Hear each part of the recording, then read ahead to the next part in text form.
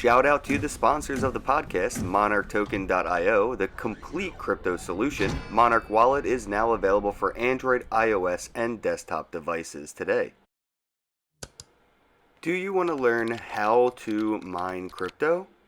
Well, all you have to do is visit cryptomining.tools for profitable crypto mining information today. The Divi Project, that is diviproject.org, your one-click solution for staking and masternodes. Earn cryptocurrency using social media platforms like Somee.social, SOMEE.social, New Era Social Media. Get paid to write reviews, like reviews, comment on reviews. Visit bravocoin.com and get paid to review, available for Android and iOS devices, bravocoin.com. Shout out to the sponsors of the podcast. Hey, how goes it? Ken Bozak here to talk about Bitcoin and Bitcoin accessories. And today I'm with my bro, Nicole. How goes it? Hi, Ken. Thanks for having me. Appreciate you coming on, nerd girl. How you been? Been great. It's been really busy the last couple of months and finally have something to show for it. Well, you've been cracking out a lot of content since I ran into you at the Crypto Chicks conference. I think that's where we first met, I believe. Yeah, at Crypto Chicks. I was freelancing for CCN at that time, and then I've just kind of stopped doing that and started working on some other projects. Yeah, you gotta put work in for yourself, not for somebody else, eh? Right. Yeah. So let's get into who Nicole is. Like outside of crypto, before crypto, pre-Bitcoin, nerd girl. Who are you? How what kind of person were you, and how did that kind of get you into your rabbit hole of Bitcoin? Okay, so I'm a mom. I have an 8-year-old daughter, and I think when I sort of got into cryptocurrency, I was like having a whole bunch of fear about the end of the world, like about like zombie apocalypse, and like I was like trying to store gasoline and water and figuring out how I was gonna do that, and really looking into what it took to be a survivalist, like reading the survivalist's guide. I think like eventually when I started reading the survivalist's guide, what I really read was like, don't really prepare for a zombie apocalypse. The first thing that you need to be prepared for is for something that might happen to your job. So what you need is to have, a substantial amount of income saved. Like step 1 of the survivalist guide is to make money. Step 2 is to save money. That's the Um, practical side of survivalism, and a lot of people go right to collecting rainwater and being able to filter your own urine in a pinch. But that's like worst case scenario survivalism, and people definitely kind of skip the basics and go right to the what's very clickbait on National Geographic today or something, and they don't realize that it's very fundamental stuff. Like being able to make money so you can get food, clothing, shelter. Yeah, absolutely. And that sort of, and then, my boyfriend was into cryptocurrency and talked about it, nonstop, basically. And like, with him talking about it, I learned about it. I started to read a little bit about it on my own because I wanted to have something intelligent to contribute to the conversation. Um, and like, I really fell in love with the ideals, like realized that I ideologically aligned with a lot of the same ideas that Bitcoin and that cryptocurrency, you know, that went along with them. So that's kind of why I got into cryptocurrency. And I'm like, just, yeah, so glad that I did. Same. I feel like people say there isn't or there is no crypto or Bitcoin culture, but I strongly disagree. I feel like there is very strong culture in this currency or in this industry of technology, and same. I resonate a lot with the technologies. Where decentralization, immutability, censorship resistance. You can't have a true free life without free money, and we've seen where censorship can hold back people's freedoms to pursue happiness because of that. And Bitcoin or crypto in general and blockchain technology in general, the what it provides in its culture is the exact opposite. People are so unused to it. It's so disruptive that they don't, it's almost like a third eye scenario. They don't even know how to utilize it because it's so outside of their like creative constructs. When they see it, when you say, "Hey, you can send Bitcoin to anyone," they're like, "Well, they already feel like they can do that because they're not used to the censorship yet, or they haven't been in a position where like PayPal or the bank is basically frozen funds and totally shut them down or something yet." Yeah, definitely. Most people haven't experienced that, particularly most people like in the United States, right? Like Right. that's much more common in places where people have, and as frightening as this is to say, like even more to fear from their governments, right? Right on. Yeah, no one's really worried about, closing out their bank account, taking all their cash, putting it under a mattress, and then the government coming after you for it here in the US.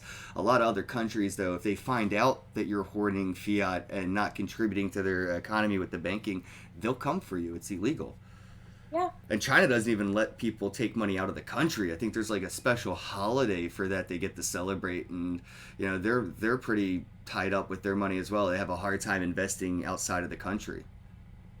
Yeah, no, I know that that's a real problem. I've been in conversations with people talking about the reason why it's difficult for some people in China to invest in, starting a business in the US or even like to get into crypto because it's hard to move the money out of China.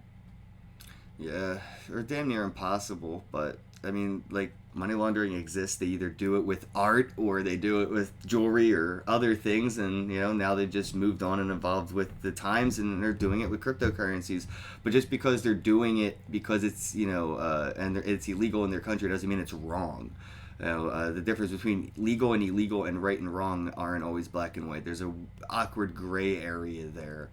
A lot of people don't acknowledge that are full on sheep of the nation. They're like, well, you shouldn't do it. It's illegal.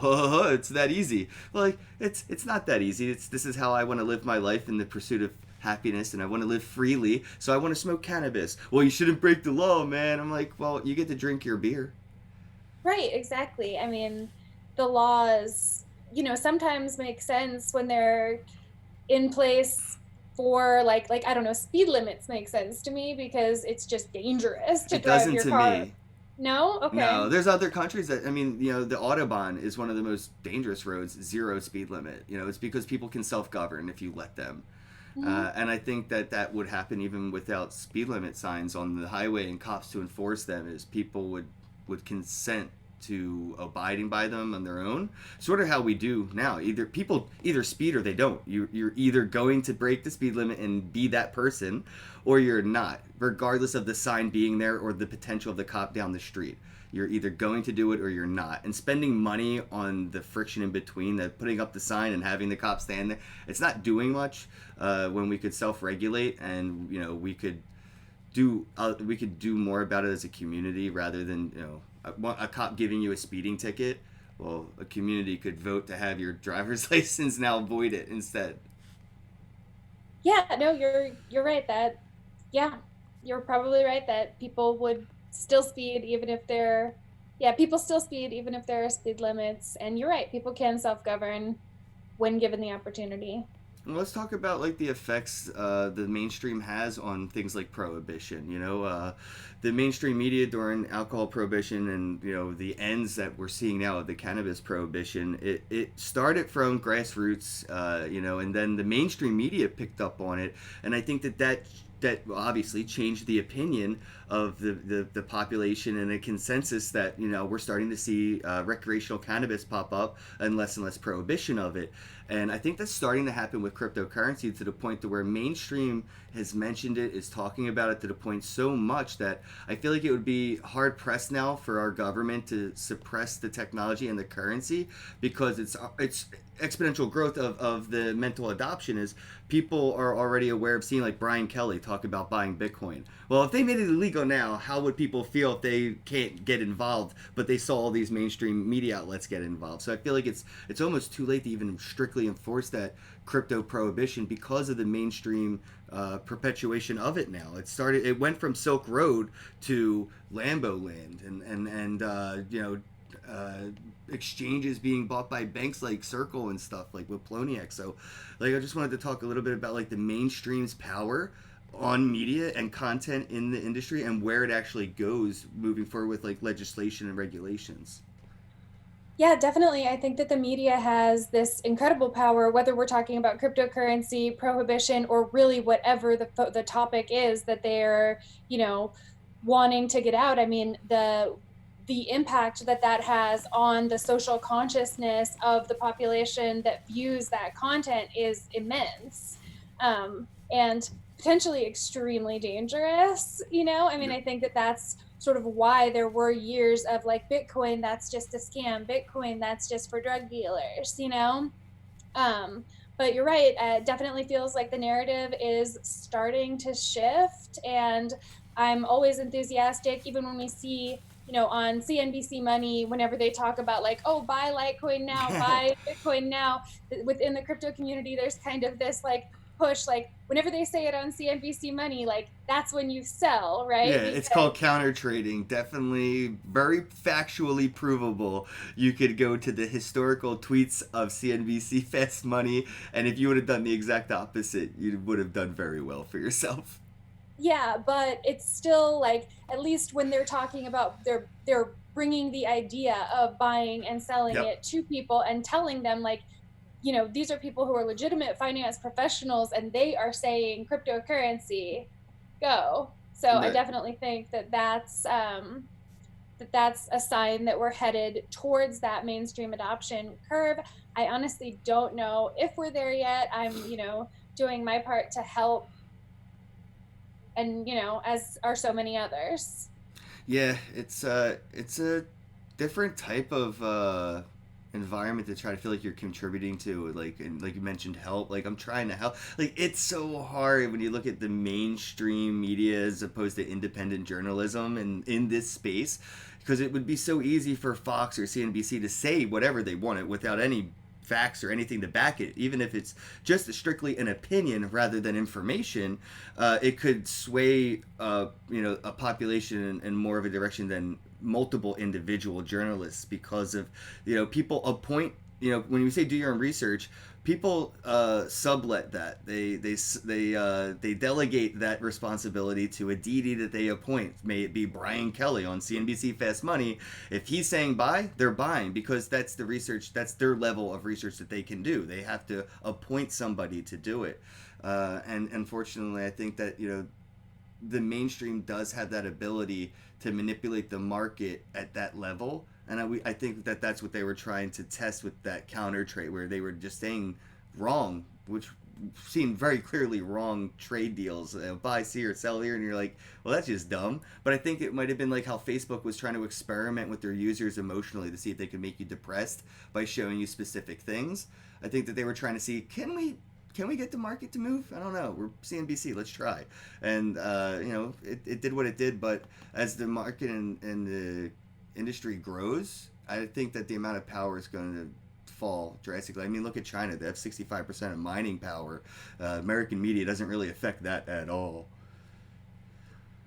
Yeah, yeah, definitely.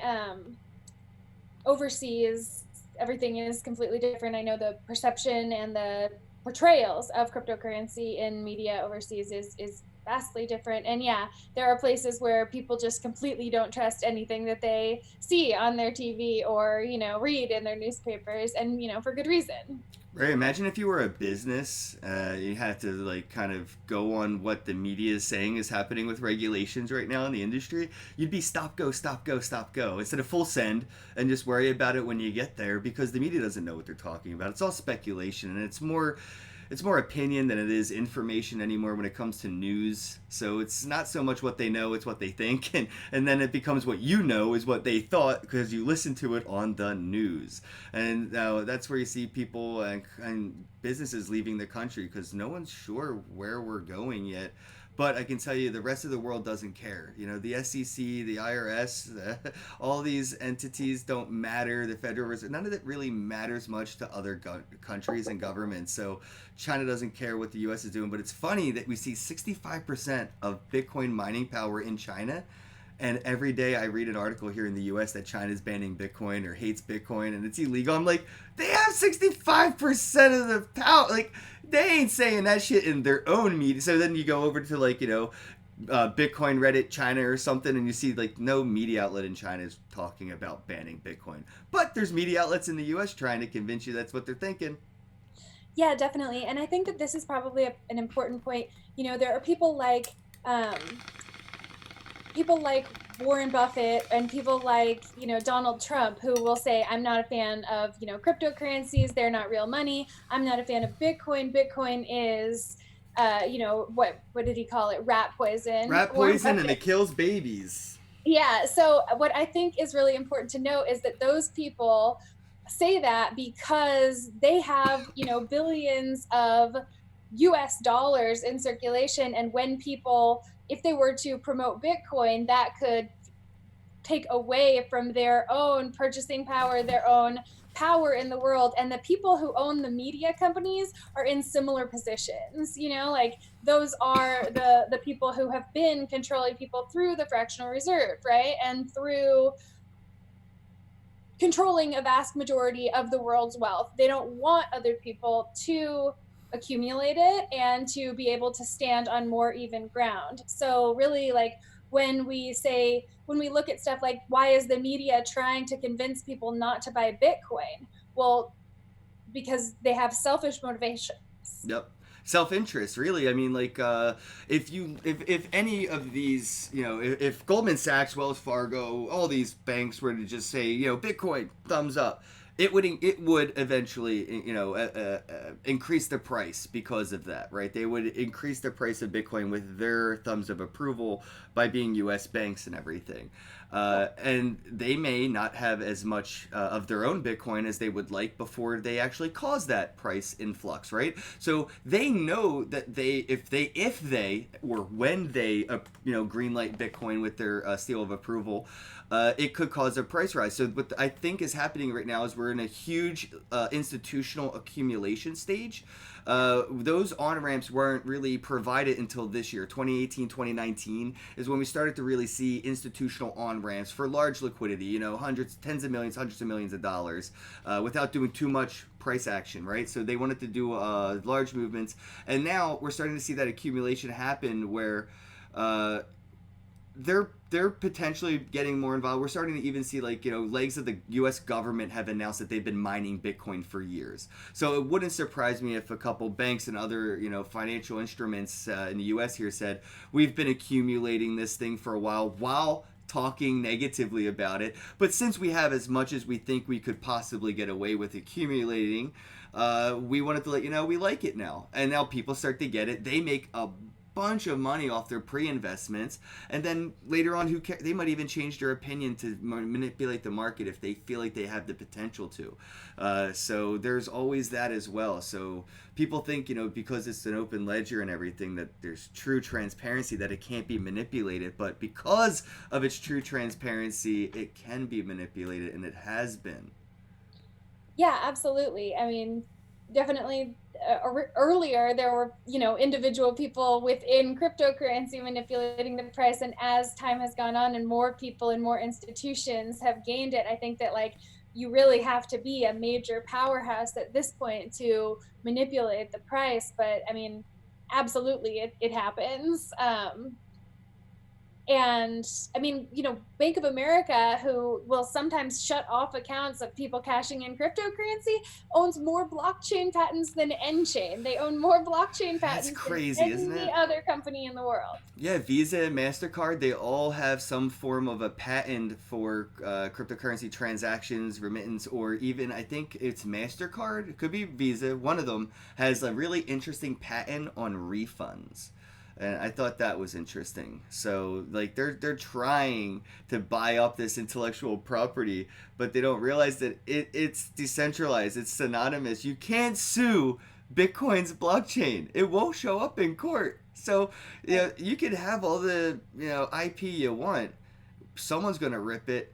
It'll become open source. And some random developer will implement it, and it may be voted up by the nodes. And then next thing you know, we got what you had, and it doesn't matter. The only problem is now they can enforce this onto the corporations and individuals, right? They can't censor Bitcoin's blockchain, but they can censor us. They can regulate us, and they can, I would say penalize us, right? So if they say small businesses have to do X, Y, and Z in order to accept Bitcoin, and they go and do something outside, like have their own personal wallet instead of a Coinbase wallet, right? You know, Right. that could be like having a cash business where you're not going through the register, you're not giving out receipts, and that's illegal. So people can't do that. So next thing you know, if you want to do Coinbase at your local bar or Bitcoin at your local bar, they can only use a thing like Coinbase to accept it, and that's where I start to see like a centralization of it occur. And do you think that that's likely to happen? Yeah, here in the U.S. for sure. Yeah, Okay. people welcome scapegoats. They welcome it. They hate being the guy they have to look in the mirror when they fuck up and things go wrong. They love having a customer service agent. You know, they can point fingers at, even though it's a security vulnerability, right? Like, I don't have a phone plan with like AT&T or Verizon. I use VoIP, so I am my own phone provider, like I am my own bank with Bitcoin. You can't call AT&T pretending to be me and have my phone number ported. You can't call the there's nobody. I am my own bank. I am my own telecom provider, and I'm trying to do more and more of my ownness, right? And I'm even looking into trying to even create, not create, but like build one of my own internet like services, so I don't have to use a third party's internet service. And it's difficult, but it's not impossible. And I'm trying to decentralize myself as much as possible in that way, so I don't have to conform to centralization. Because if AT&T has an issue with crypto and you can't use your mobile data to sign a transaction signature, right? Like it won't, it just says no to the data, so it never gets out of the phone. How do you send a Bitcoin transaction when your actual mobile data provider, your internet service provider, is telling you that that is not data that they're willing to package?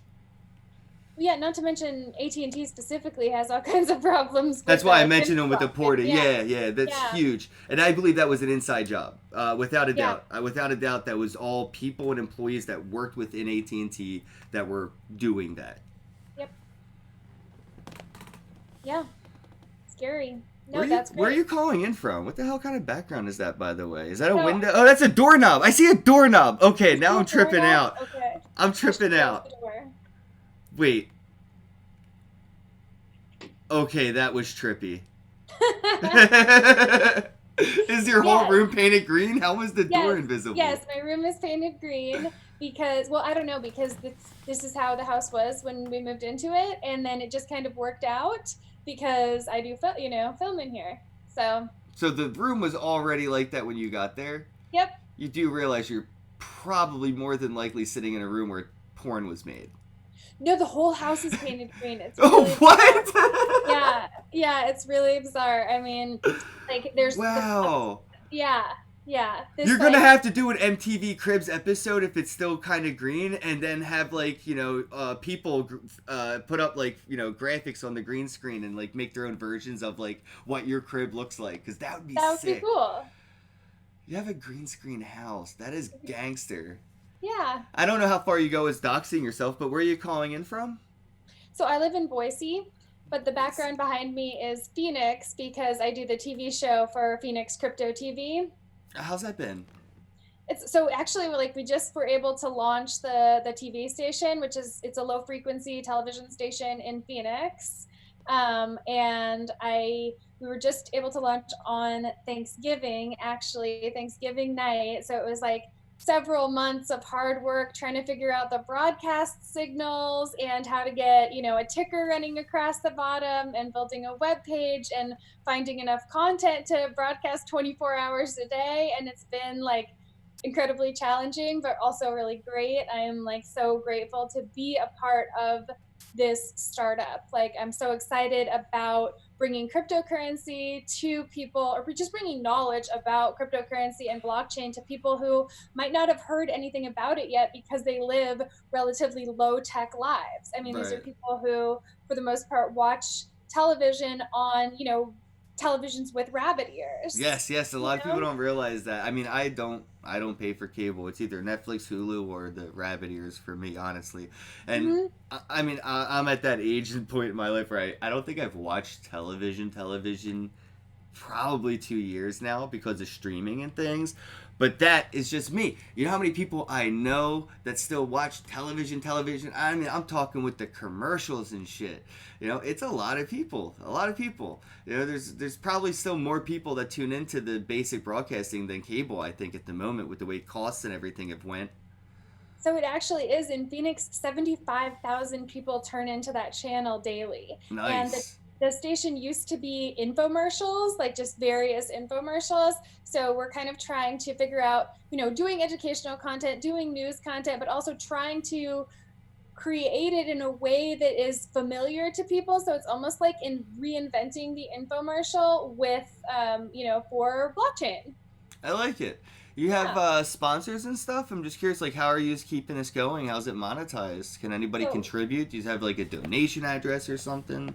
Yeah, so we're using affiliate links for stuff like, signing up for Coinbase and signing up for Lolly. Okay. And then any other businesses that do the affiliate links, we're using those. My boss, who owns the station, he purchased the airtime, and then he is selling commercial space to anybody who is interested. And the only requirement for advertising on the network is that the business has to be willing to accept cryptocurrency payments. Awesome. Well, I'm Yeah. not a business, but I could just put a commercial in there just saying, "Hi, I'm Ken. Thanks for watching this commercial. Bye." Yeah. Well, actually, we would love to, I'll talk to you about this a little bit more, but I would love to use some of your content, like Eric, because you have just a really relatable way of talking about cryptocurrency. And I'd love to put some of your content on our broadcast. Oh, I've actually been asked this before. Some random people have put it on different like podcasts and radio shows and streaming things. And I say this all the time. My content's open source. If you want to take it, use it, reuse it, and profit from it, it's on you. I don't want it. Awesome. That's how I feel about the content I create. It's totally open source. Anybody can use it. If you have a radio show and you want to put my podcast on your radio show, you don't have to ask me. Just do it. Awesome. And Thank you have you a so TV much. show, so it'd be even cooler. Yeah, well, I think it'd be cool. I'll definitely put your name on the bottom of it, your name and your social media follow, your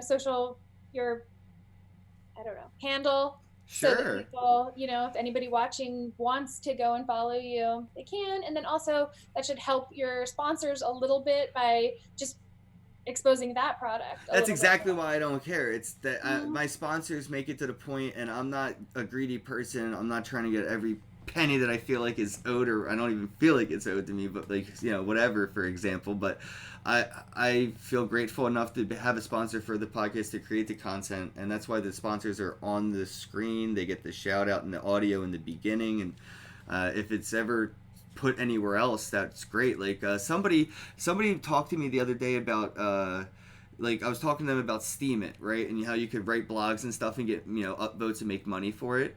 And Mhm. they were worried about like plagiarism and stuff, and I was like, well, it depends, right? Like there's uncredited plagiarism, there's credited plagiarism. This is why we have watermarks and things like that on content.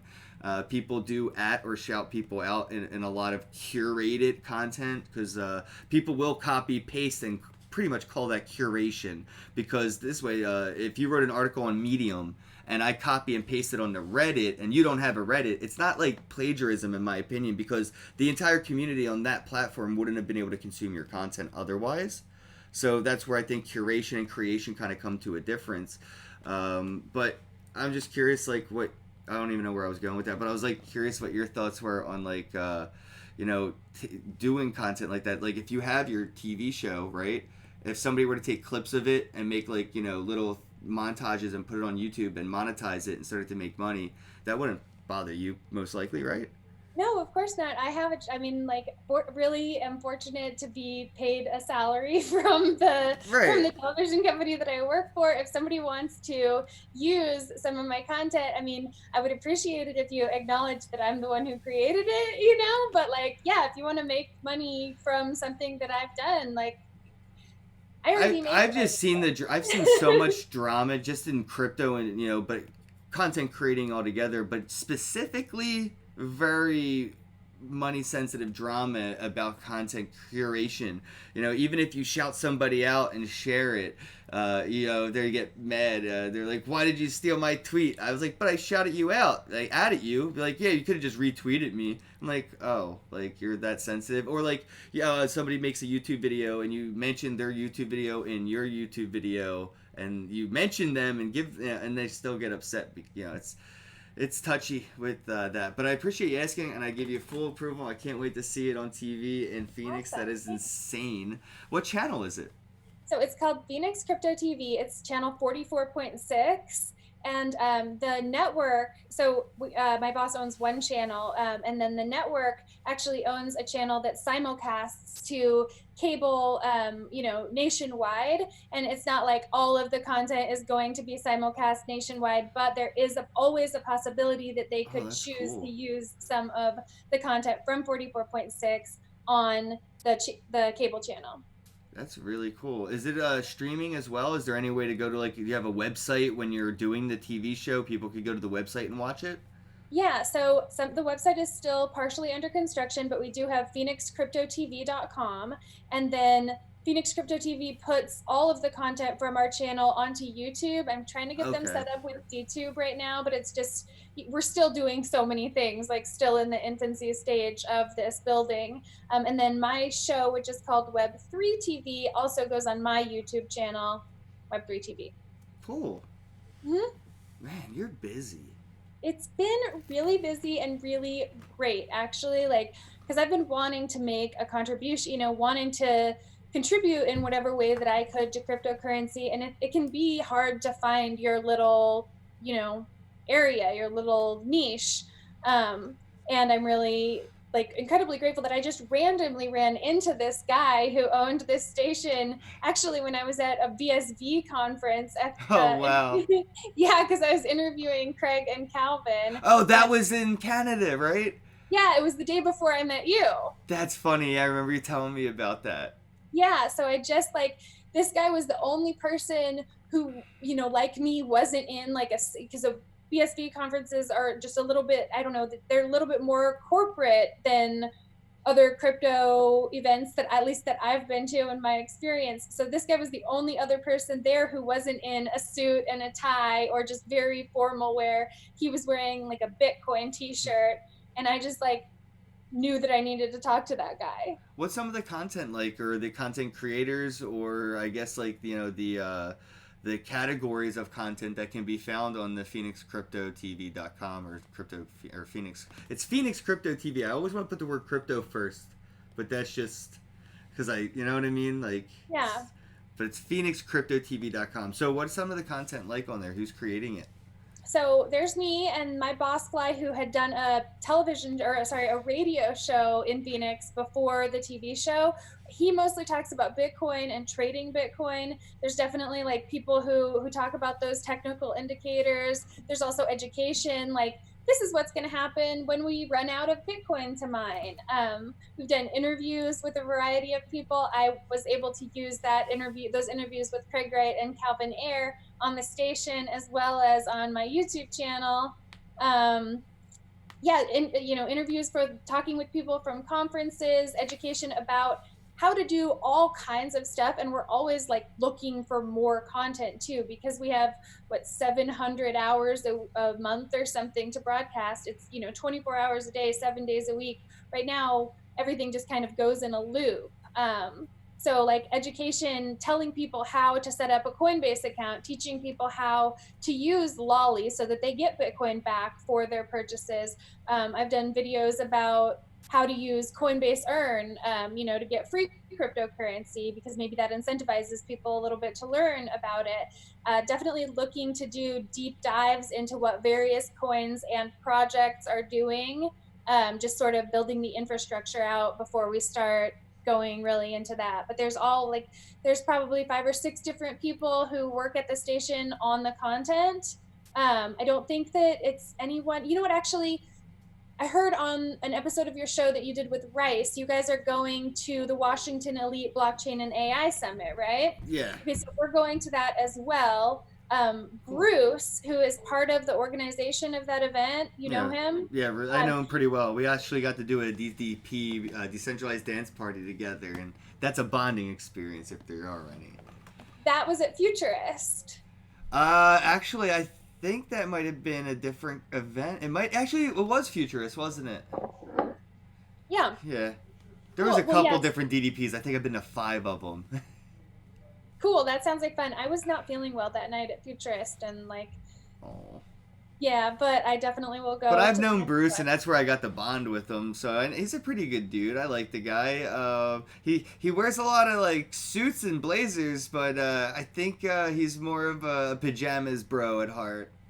Yeah, so Bruce does some content for the station. He's been producing a lot, letting us use a lot of his content. Rice is letting me use some of his. Amina has let me use some content that she has created for YouTube. So That's that'll cool. be cool. Anybody who wants to see their content, definitely like feel free to reach out. Well, it'd be cool to see like maybe a bounty or something out there where maybe it's like $5 or whatever the case may be for any content that people submit that they've created, and if it's approved and put on the air, they can earn some satoshis.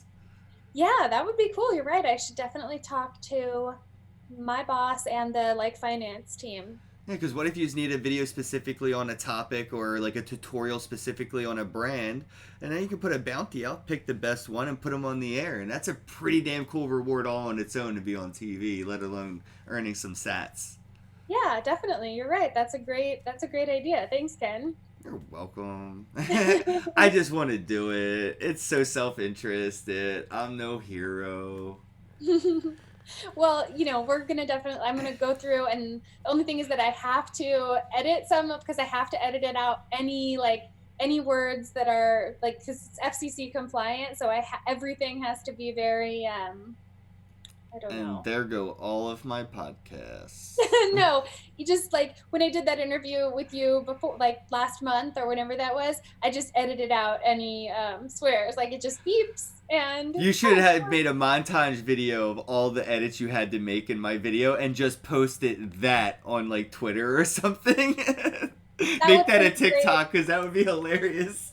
That would have been a great promo, like for that interview. You're right. I should have done that. I definitely need like some. I've just learned how to edit video in the last I don't know, month or month and a half. And so it's really been like this huge learning curve where I've been like trying to get this broadcast station, trying to build a website, creating content for the station, finding other people who will allow me to use their content, and like editing the video. And it's been incredibly fun and also just like crazy. So I wanted to talk about other like networks and see what your thoughts are, since you have like the inside scoop on that, and the TV station and everything. Are other networks looking at doing something similar or having crypto centric or blockchain centric like series or shows on the network? Because I think there was like a Hulu series or a Crackle series where there was the kids that were selling drugs for Bitcoin on like Silk Road, which was a crazy show, but it was actually very well done in my opinion. And then we had like mainstream media making that movie called just self-titled Crypto. I can't remember the name of the actors and actors, but they're like mainstream triple like Hollywood actors and actresses making these themed media. I'm curious is like, but outside of CNBC and their like little segments, are there other networks maybe doing like TV shows? Like basically, can I audition for like the Big Bang Theory Crypto edition? I don't know if there's anybody making like, yeah, humorous, I don't know, entertainment crypto content that they're looking to air. I mean, we would love to do that. If you want to create it, like, yeah, do it. We'll air it. Absolutely. You know, but I don't know if like the main, NBC, CBS, I think that what we're going to have to do if we want to see that is to show that there's a demand for it Well, first Mr. by like, Robot did it subtly. oh yeah, Mr. Robot, yeah, was totally about cryptocurrency. Silicon Valley, was like Pied if you go Piper back, coin. Mm-hmm. yeah, Piper Coin. But if you go back and watch like the early episodes of Silicon Valley, you can even see like they're talking about cryptocurrency. Episode 2, Guilfoyle talks about toggling his Bitcoin mining rig. Oh, So with the fucking whirr. I love that sound it made every time he had to adjust oh the yeah, volume. that like It angry just screamed. growling Yeah, sound. it was Gore, I think, the rock band. Yeah, but so if you like go back and watch that, knowing what you know now about cryptocurrency, you're like, this show has always been about blockchain, about decentralization, about cryptocurrency. It's just that, the first time that I watched it, I wasn't aware of that. Like, he was talking about Bitcoin, but that was maybe one of the first times that I ever heard that word. So this is where we have the subliminal education, which is the specific difference and indifference between entertainment and information. What you're doing with the educational information may not be as impactful as the short-term type of entertainment education, right? Like, unfortunately, I think more people may, like in the mainstream, may have learned about Bitcoin from the Big Bang Theory Mm-hmm. than from Andreas Antonopoulos, right? Simple explanation, 5-minute video on YouTube or a half-hour TV show. The problem is the entertainment had misinformation and falsely represented the difficulties of the technology. They literally are rocket scientists who lost their private keys. That's not so likely to happen. And then you have Andreas teaching people how to actually secure their keys, right? Rather than the entertainment showing people what happens when you lose them. So, like, what's the impact and takeaway, right? So, do you think that you could see more like of an entertainment type of shows on the network, or is it all going to be like CNN media, like the Weather Channel? No, definitely having entertainment like content is really, I think, something that we want to focus on. Like, I made a video of a blog that I wrote a year ago that was kind of like my entry into full time, into actively contributing to cryptocurrency rather than just like telling my friends and family. And that was like, I made a video that went on the TV station, and it's 100% entertainment because it's how I use the price of cryptocurrency to emotionally manipulate my boyfriend. Yeah, so that's I'm yeah. sorry. I just took it, and you remember it was the funniest. Yo, I just feel so one sided because as a man, I could never do that. But also, as a man, I kind of want it done to me. Well, I mean, and here's the thing is, like I said in the video, I said in the blog post, I wasn't like trying to be malicious. My boyfriend would not stop talking about cryptocurrency. Like, he would never, like, he couldn't watch a movie without like pausing to check coin market cap, or like to tell me why the fact that this is even a problem is so ridiculous, because if we were using blockchain, like this, this issue wouldn't exist. And He like, was a Satoshi witness. yeah, it was like, it was rough. And so if I had to get him to pay attention to me, or walk away from the relationship, I guess, and I didn't really want to do that. So I told him that the price of cryptocurrency was related to my mood, and that when he ignored me, I got angry and like tanked the price of crypto. That's awesome. So it really wasn't like I was trying to be emotionally manipulative. I was just trying to get him to listen to me a little bit more. The Um, you know, Shiva of Bitcoin. Don't emotionally upset me or the tides will turn. yeah, like, I mean, really, you want to take that risk? Like, not answer your phone? I don't know. That's Um, funny.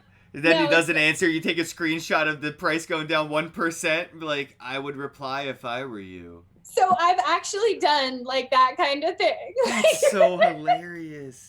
um, and like, obviously, like, what ended up happening was that as I talked about that, I needed to know a little bit more about the technology and Right. how it worked, so that I could, like, I don't know, make it somewhat, I mean, it's ridiculous, right? But make it kind of plausible. Well, Like, if you do it enough times, it becomes a psychological correlation effect where it actually becomes a reality because of how often and how true and how right you don't. So it's like the number 23 or whatever, right? Like, you don't realize how many times you see numbers that don't equal 23, but you do remember how many times you see numbers that equal 23. So it starts to feel like there's a conspiracy. Everything equals 23. So if he starts to keep seeing you sending those notifications and reminders every time he fucks around, doesn't answer a phone call, or does something like leave the toilet seat up, he does have a correlating psychological effect to, like, now if I leave the seat up, it's gonna fuck with the price, because that's a reality for him now. mhm. That's the It is. psychology in that. I love It it. is, That's and hilarious. at some point, like really soon, I'm gonna do an episode. I'll put it on my YouTube, but it'll also go on the channel with him, like sort of explaining what happened in the couple of years that after I started doing that, like because it is a funny story. It's also, you know, it also led to me getting involved in cryptocurrency, to really really caring about the ecosystem, the community, you know, all of it. So Well, we're glad to have you. I know I'm happy you're here because I'm really glad to be here. it's been nice to hang it. We've been, what was it, 4 conferences now already together? Yeah, so I guess Crypto Chicks was first, then Futures. Blockchain Futurist, and then World CryptoCon, and you were also at Coin Agenda, so Coin Agenda and World CryptoCon, and Yep. then I'll be in Miami also. Yeah, 14th through the 17th, right, in Miami? Yeah, so Washington Elite Blockchain AI Summit and Bitcoin North America Conference, Yeah, right? I think it's the North American Bitcoin Conference, and then you can break it down by the first letter of each word with a hashtag if you want to follow it. I think that's how Mo does it. Or Okay. it's at Keynote on Twitter, the event. But yeah, man, I'm excited for Miami just because I'm here in Jersey and the weather's shit right now. Yeah, I am in Idaho and it's a nice day today, but it's definitely colder than I would like it to be. And definitely in January, I'm gonna be excited to get out of here for a little Yeah, bit. Miami's going to be a nice break from this Jersey weather, that's for sure. It was one of the reasons I definitely was like, yeah, I'm going to go. Like, it's so cold here. I'm going to go see a beach and go on the beach and enjoy a bit of better weather. It's probably not so much better, but it's definitely better than 20 degrees here. And I haven't been to Florida in a really long time, like probably since I was a little kid. I've went a few times, but yeah, it's been a while. I went to the last. No, I didn't. I didn't go to the last one. I went to the one prior because the one before the last one was the one at the strip club. They had an after party at a strip club, and everyone was upset, but me. They got so much backlash for it, but it was a good time, and I actually helped a lot of dancers get on ramped into crypto because they started accepting Bitcoin and Dash for dances, and like I even paid for my table and bottle service with crypto at the end because I wouldn't budge on. I was like, I'm about to drop $1,200. You're either gonna take my Bitcoin or you're not gonna get money for the table and the bottle service. And Hmm. eventually the manager caved, and I was like, thought so. Nice. No, I think like that's how I kind of look at that too. I mean, I can understand the perspective where like when after parties are at strip clubs, that could be excluding to women who That's not work. excluding anybody. It's But just yeah, so it's I take voluntary, not exclusive, not yeah, exclusive.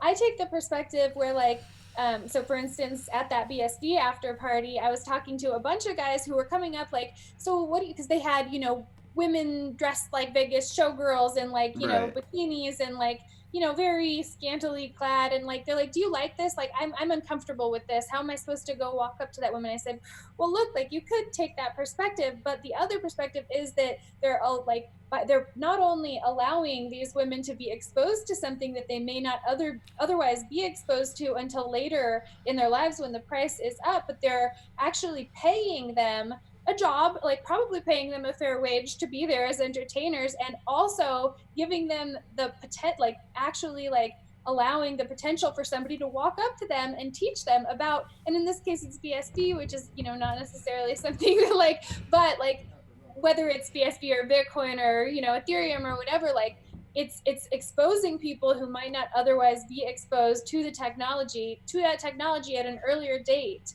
And I don't think that there's really a downside to that. Like I'm personally not uncomfortable around women who are, you know, naked or half naked or wearing very little, you know, like so it doesn't bother me. Yeah, I was on a cruise in the Bahamas, the Coinsbanks cruise, and every company basically had hired sex workers to represent the brand, either by wearing a shirt, a hat, or working the booth or whatever. It was a week long cruise, so there was a lot of booth work time, so there had to be a lot of people. So every company had multiple people. I actually ended up talking to a few of them, and they were definitely sex workers, and there was a lot of backlash for that as well But I thought the same thing. I was like, well, they're getting a paid vacation to learn about Bitcoin. Why are you mad right now? And I think Yeah. it's because people want an image for this space, right? Like, and that's the thing I think is like a lot of people don't like my image for Bitcoin because of the popularity level that I have when I go to an event, and the amount of sincerity that I bring with me isn't the same. Like, people expect that once you get so recognized that you should be so have the same level of professionalism because of the responsibility you bring as a brand to a brand. So like you can't just be wearing pajamas, getting high, talking about Bitcoin. You're making Bitcoin look bad. This is why no one takes it seriously. And I'm like, well, no, but I think that your perspective is why people don't take it seriously. Nothing to do with me though. Well, yeah, absolutely. And people who sponsor you, they like you built a brand on who you are and on wearing pajamas and on, yeah, smoking. And like anybody who sponsors you knows that about you before they sponsor you. They've paid for the brand that you created, not for you to become something else. I think that you would have a much bigger problem if you started wearing blazers and suits Facts. and I'd be yeah. yeah. I'd have a hard time getting a sponsor in a blazer now. I think because the people would see that I'd sold out or I'm disingenuous at the point. But that's funny is a lot of people. I get a lot of haters from the space, specifically other content creators or influencers in the space, because they try so hard to seem professional and know what they're talking about, and like they put so much time and effort in this shit because they're faking it, right? Like that's why I feel Mhm. like a lot of people have to put a lot of time in. Like you're faking it. And I'm just naturally here doing me like Buzz Lightyear, falling with style, and I'm succeeding. I'm doing well. I got sponsors. I got guests on my podcast. I do it pretty religiously. I do this every day, and there's people out there that hate on the fact that like I can smoke weed on a podcast in my pajamas and get away with it. And if they do a single tweet like that, they would lose the same sponsors I have probably. Yeah, but they didn't, whoever the sponsors didn't pay for that. They didn't, if that's not the brand that they were representing when they got those sponsors, that definitely, changes things. Like, yeah, jealousy for sure. Haters gonna hate. I had like, oh my gosh, I had like the first major, like, um, trolling attack like in the last couple of weeks because I posted that 6-month-old interview with Craig, and Yeah. I had added some, like, I mean, like I said, I'm new to video editing. I made some mistakes, but I added some like, I don't know, things that were just like kind of trying to make it like funny, like overlays and whatever, that kind of thing. And like, holy crap, the BSV community like came after me. I had no idea that it could be that bad. They're like, almost 2,000 views on this YouTube video, and like over 100 comments talking about how stupid I am. So Wow.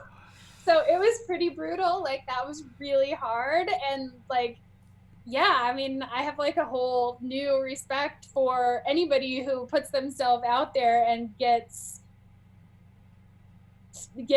trolled like that. Like it was bad. I was posted on 4chan the other day and had a bunch of 4chan trolls following me and like trolling me, but I'm the kind of person I embrace it. I have so much fun getting trolled. Like it's cool. Like you know what I mean? Like it's like I grew up in Philly, so like if you didn't troll me, you probably didn't like me. Mm-hmm. If I didn't troll you or you didn't troll me, we probably weren't really friends.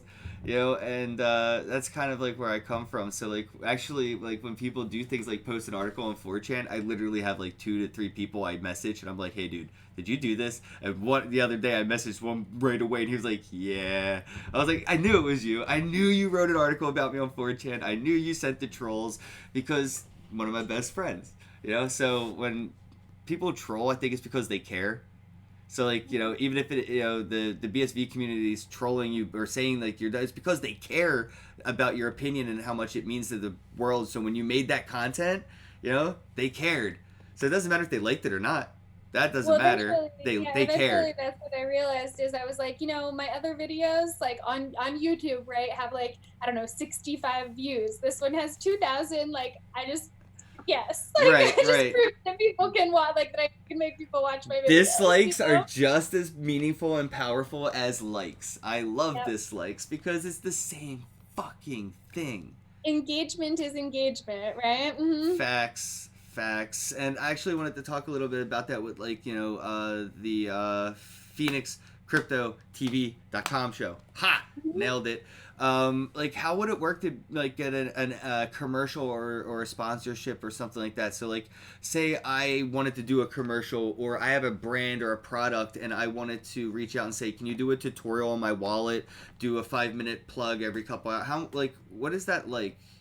So actually, like we've just hired a new team that's kind of handling the finances and ad space sales, and I can't give you an exact number of what that looks like, but we definitely are looking for sponsors if you want to have one of us create the content, or if you want to create the content to run it like a commercial. We're selling blocks just like regular TV. I know that it's going to be very inexpensive, particularly compared to what it would cost to run an ad on like CBS or NBC, and that it will run more frequently. So we're selling blocks of, 10 hours, 5 hours, and that content, can be dispersed through different packages. And I know that they were still kind of putting that together. But definitely, if you're interested in that, you can shoot me an email and I can forward it, or get a hold of me on social media. All right, cool. Because I definitely want to do it. I want my commercial. I actually Awesome. been Yeah. saving up for rainy day stuff, and I want to get a billboard and I want to get a commercial, and it's for absolutely nothing other than saying Ripple is a scam. Okay. So I want Okay. to I want a billboard with my face or something, just like Ripple is a scam, XRP, the shitcoin standard or something. I don't know. I just want to Yeah. troll them with a commercial, and so I definitely am interested. Okay, cool. Yeah, I will forward your information on to our sales team, and Please, then yeah, that'd be cool. awesome. Yeah, would love that. So, what are your plans for besides Miami? What's your roadmap looking like for 2020 with the TV channel and your content and everything? Yeah, so I'm just like making videos as I can, like pretty much trying to get out one a day, 5 days a week, and they could be various different links about totally different topics. Bitcoin Miami is my next conference stop. After that, it's Anarchapulco, which I know that you Everybody know. keeps fucking asking me to go to Mexico. Yeah, well, so I lived in Arizona for 20 years and have been to Mexico hundreds of times. I don't know if that's fair. Many, many times. Like I'm comfortable with it. So yeah, Anarchapulco is the next stop. I kind of so I have it planned where it's like one per month. I'm sure that I'll end up picking up another one here or there, but just like in my mental roadmap, that's what's going on. And so after Anarchapulco, I'm planning on Coin Agenda in Puerto Rico. I Coin think that I Agenda was such a flop in Vegas, though, bro. There was like 4 people there, and they were well, all okay, so speakers.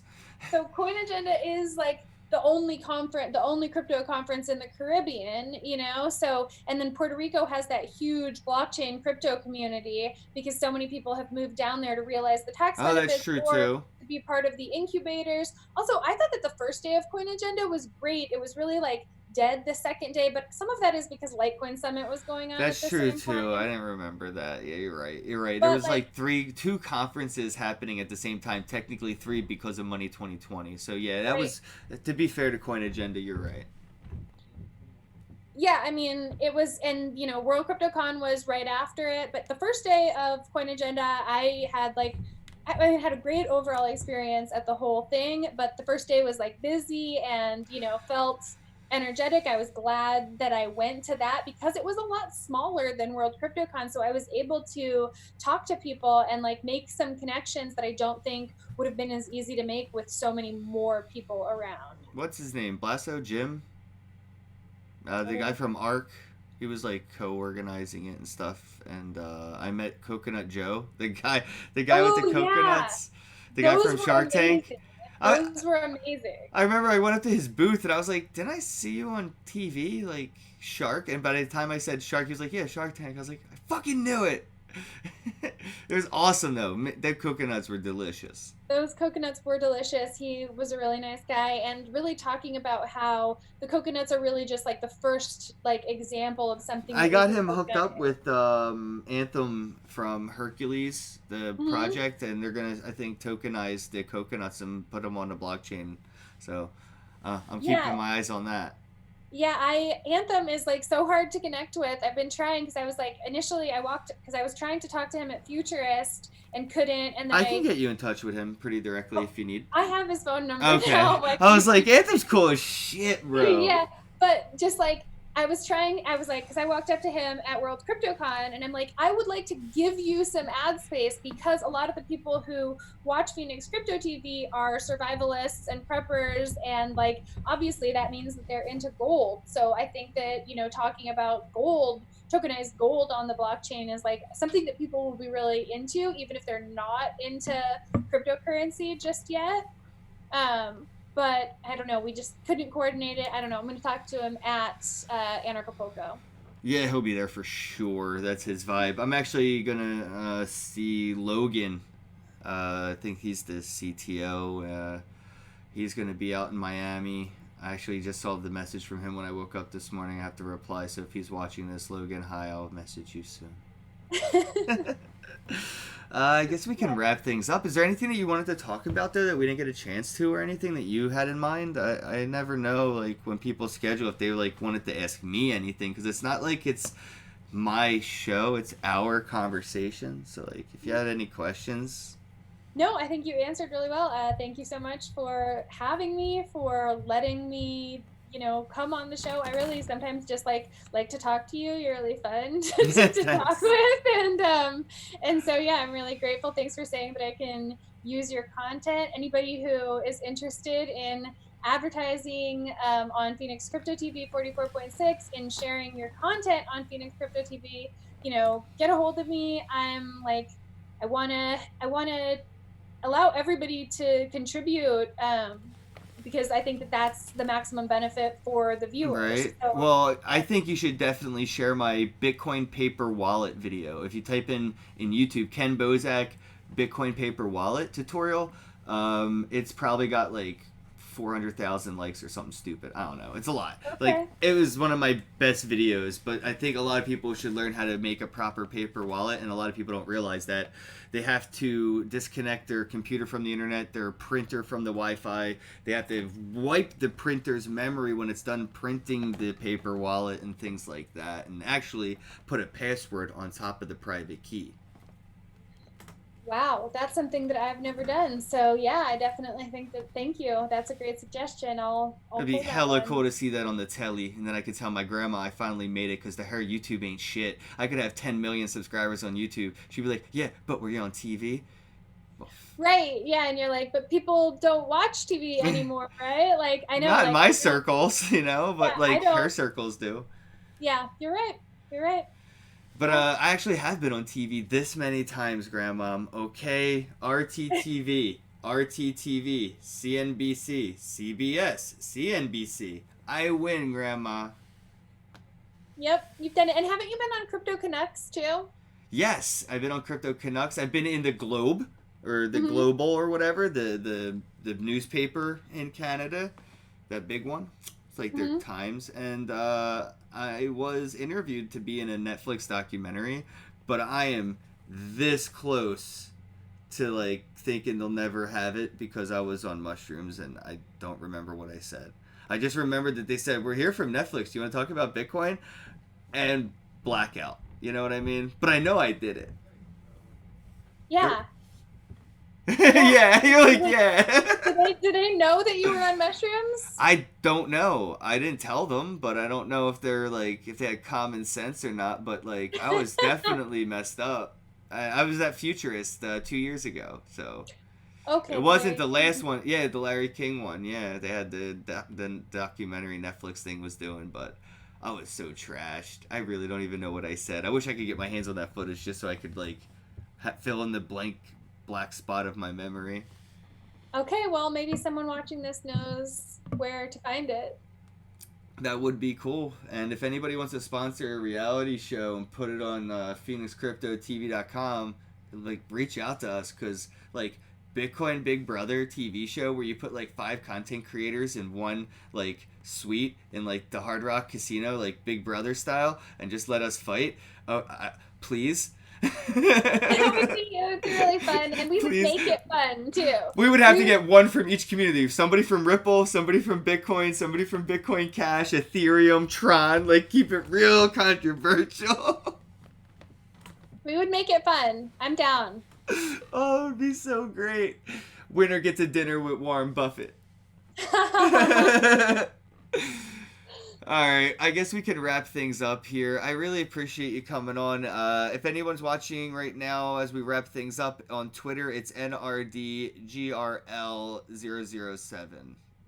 Yep. Thank you so much, Ken. This was great. Thanks, Nicole. I'll see you in Miami. I look forward to it. Yep. Okay. I'll see you there. All right, have a day. You too. Shout out to the sponsors of the podcast, MonarchToken.io, the complete crypto solution. Monarch Wallet is now available for Android, iOS, and desktop devices today. Do you want to learn how to mine crypto? Well, all you have to do is visit cryptomining.tools for profitable crypto mining information today. The Divi Project, that is diviproject.org, your one-click solution for staking and masternodes. Earn cryptocurrency using social media platforms like Somee.social, SOMEE.social, New Era Social Media. Get paid to write reviews, like reviews, comment on reviews. Visit bravocoin.com and get paid to review, available for Android and iOS devices, bravocoin.com. Shout out